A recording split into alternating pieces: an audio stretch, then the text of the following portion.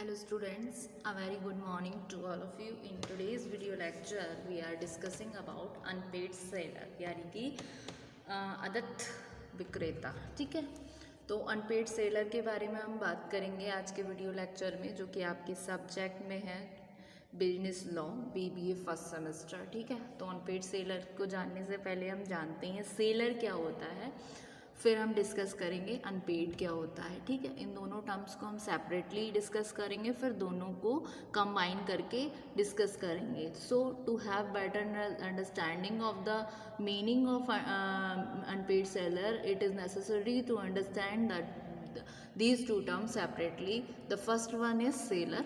ठीक है, सेलर कौन होता है? ये वो पर्सन होता है जो सेल करता है अपने गुड्स को और अग्री होता है सेल करने के लिए अपने गुड्स को, वो कहलाता है आपका सेलर। ठीक है, और अनपेड कौन होता है? वो पर्सन, वो चीज़, वो पेमेंट जो अभी तक पेमेंट नहीं हुई है, या फिर ऐसी कोई गुड्स है जो डिलीवर हुई जिसमें हाफ पोर्शन तो पे हो गया, हाफ नहीं हुआ, तो वो कहलाता है आपका अनपेड, या फिर फुली भी हो सकता है, होली और पार्टली। ठीक है, क्लियर? तो ये हुआ आपका सेलर। सेलर वो पर्सन होता है जो अग्री हो गया और सेल करने के लिए अपने गुड्स और गुड्स को, वो कहलाता है आपका सेलर। अनपेड क्या है? It means payment is not made or without payment. ठीक है, क्लियर?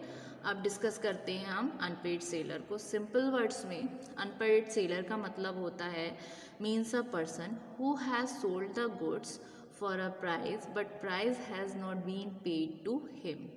ठीक है, सिंपल वर्ड्स में अनपेड सेलर वो पर्सन होता है जिसने अपना गुड्स तो सेल कर दिया, ठीक है, एक पर्टिकुलर प्राइस के लिए। प्राइस क्या है? मतलब आपका कंसीडरेशन है जो उसको समथिंग इन रिटर्न के फॉर्म में मिल रहा है, लेकिन जिसका प्राइस, जिस प्राइस के लिए उसने अपने गुड्स को सेल किया, वो प्राइस उसको अभी तक पेड नहीं हुआ है। So unpaid seller means a person who has sold the goods for a price but price has not been paid to him. Clear?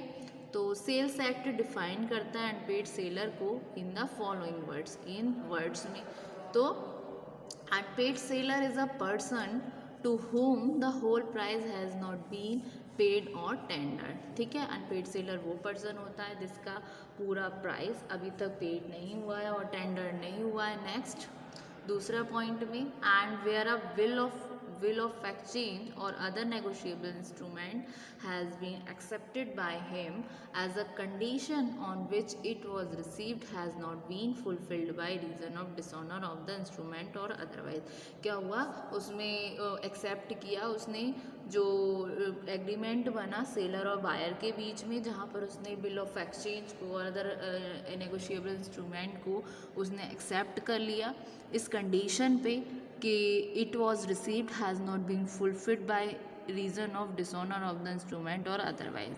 और इसके अलावा ये डिक्लेयर किया जाता है कि कोई पर्सन जो उस पोजीशन में है सेलर की, जैसे कि एजेंट, वो कहलाया जाता है आपका कंसीडर्ड सेलर। ठीक है, तो it is also declares that any person who is in the position of a seller like agent is called considered seller. ठीक है, इसका एक एग्जाम्पल देख लेते हैं, उससे आपको क्लियर हो जाएगा अनपेड सेलर के बारे में। दो पार्टीज़ हैं, पर्सन ए, पर्सन बी। ए ने सेल की एक बाइक बी को जो थी 50,000 रुपये की। ठीक है, ये पर्सन रहा आपका ए, ये रहा आपका बी। ए हुआ आपका सेलर, बी हुआ आपका बायर। क्लियर? इतना यहाँ तक क्लियर। फिर ए सेल कर रहा है अपनी बाइक बी को जो कि 50,000 रुपये की है, क्या कीमत है इसकी? 50,000 रुपये की। ठीक है, बी ने पेश किया ए को 48,000।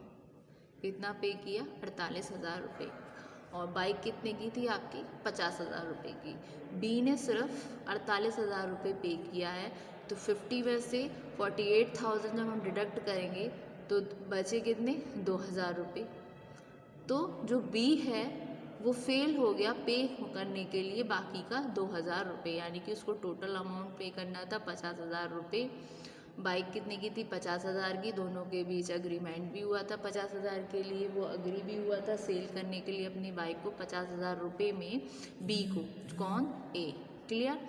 तो बी ने जस्ट उसको 48,000 रुपीज़ पे किए, तो बाकी के जो 2,000 रुपये हैं वो फेल हो गया उसको पे करने के लिए। तो ए क्या हुआ सिचुएशन में, जो पर्सन ए है वो कहलाया जाएगा आपका अनपेड सेलर, क्योंकि अभी उसको होल अमाउंट नहीं मिली है, होल अमाउंट का पेमेंट बी ने उसको नहीं दिया है। क्लियर? तो 50,000 की बाइक थी, ए ने सेल की थी बी को, बी ने उसको पेमेंट किया 48,000 का, बाकी का 2,000 रुपये उसको नहीं मिला है, इसका मतलब ए हुआ अनपेड सेलर। क्लियर इतना पॉइंट? आगे डिस्कस करते हैं। एग्जाम्पल के थ्रू आपको अनपेड सेलर समझ आया होगा। अब हम डिस्कस करते हैं फीचर्स को अनपेड सेलर के। क्लियर? तो ये कुछ फीचर्स हैं आपके अनपेड सेलर के, जिसमें फर्स्ट फीचर आता है seller must sell the goods on cash basis and must be unpaid. ठीक है, सेलर को क्या करना चाहिए, सेलर को गुड्स सेल करने चाहिए कैश बेसिस पर।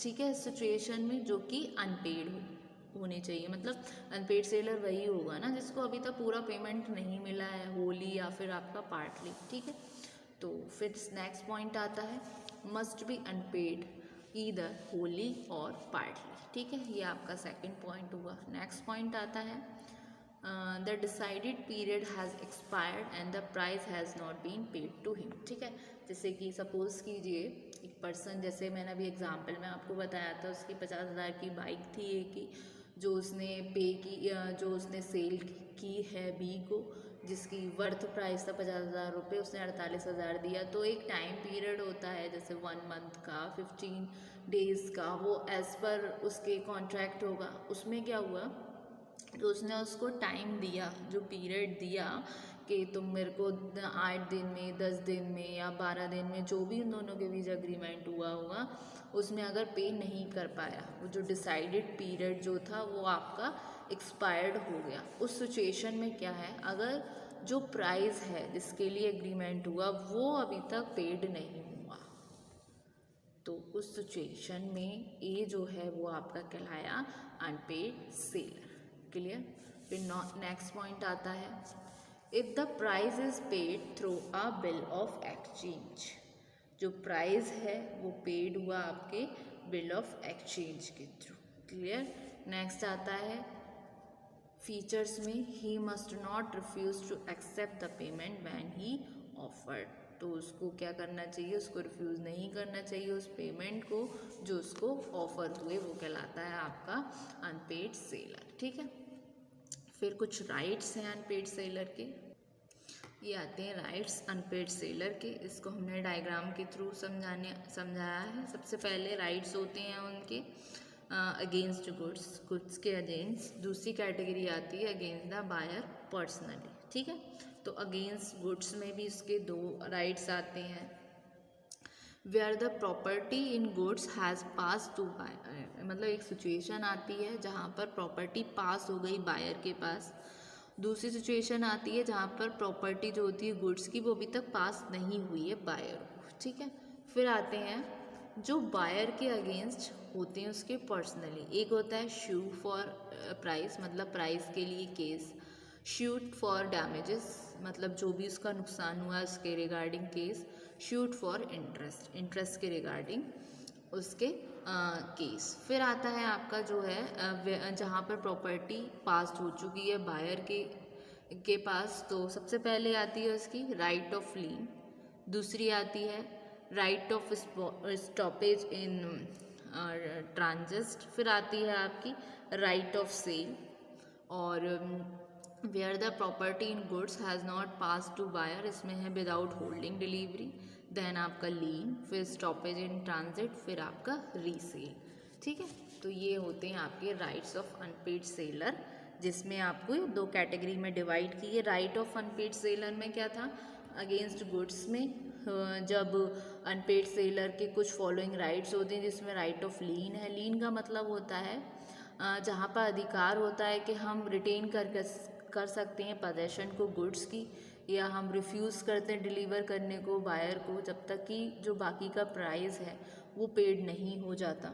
ठीक है, तो ये आती है जहाँ पर गुड्स सोल्ड हो गया है बिना किसी स्टिपुलेशन के, जैसे कि एज टू क्रेडिट, और एक सिचुएशन ऐसे भी आ गई जहाँ पर बायर आपका इंसॉल्वेंट डिक्लेयर हो गया, तो ये हुई आपकी राइट ऑफ लीन। फिर आती है right of stoppage in right in transit, मतलब जब रास्ते में माल गया हुआ है तो उसको हम रोक लें, ठीक है, जब तक कि वो पोजेशन में ना हो, अगर इंसॉल्वेंट हो जाए आपका बायर उस सिचुएशन में। फिर आता है राइट ऑफ रीसेल, मतलब जो पेमेंट नहीं होता है अगर पूरा, तो एक्ट ग्रांटेड करता है राइट ऑफ रीसेल को, जब अनपेड सेलर, जब बायर कंटिन्यू करता है डिफ़ॉल्ट को, जहाँ पर एक्सरसाइज हो after the exercise of lean etcetera by the seller, ठीक है। फिर आता है आपका जहाँ पर प्रॉपर्टी जो गुड्स की वो पास नहीं होती है बायर को उस सिचुएशन में, ठीक है। तो ये हुए without holding delivery, lean, stoppage in transit, फिर आपके रीसेल, ठीक है ना, यही वाले आपके। फिर आते हैं आपके नेक्स्ट कैटेगरी जो है against the buyer personally, suit for price, मतलब प्राइस के लिए केस करना। फिर आपका शूट फॉर डैमेजेस और सूट फॉर इंटरेस्ट, ठीक है। तो ये थे आपके राइट्स ऑफ अनपेड सेलर, ठीक, और features of unpaid seller and concept of unpaid seller. तो होप्स स्टूडेंट आपको आज के लेक्चर में इतना समझ आया, ठीक है। तो एक बारी हम इसको गो थ्रू करते हैं। ये रहा आपका अनपेड सेलर। सिंपल वर्ड्स में अनपेड सेलर का मतलब वो होता है, वो पर्सन है जो ने सोल तो की गुड्स को एक प्राइस के लेकिन उसका प्राइस अभी तक उसको पेड नहीं हुआ है, ठीक है। ये रहा इसका एग्जाम्पल, ये रहे इसके फीचर्स अनपेड सेलर के।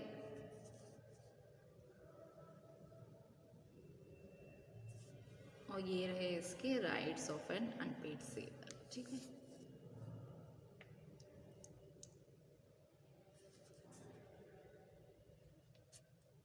Thank you so much, student.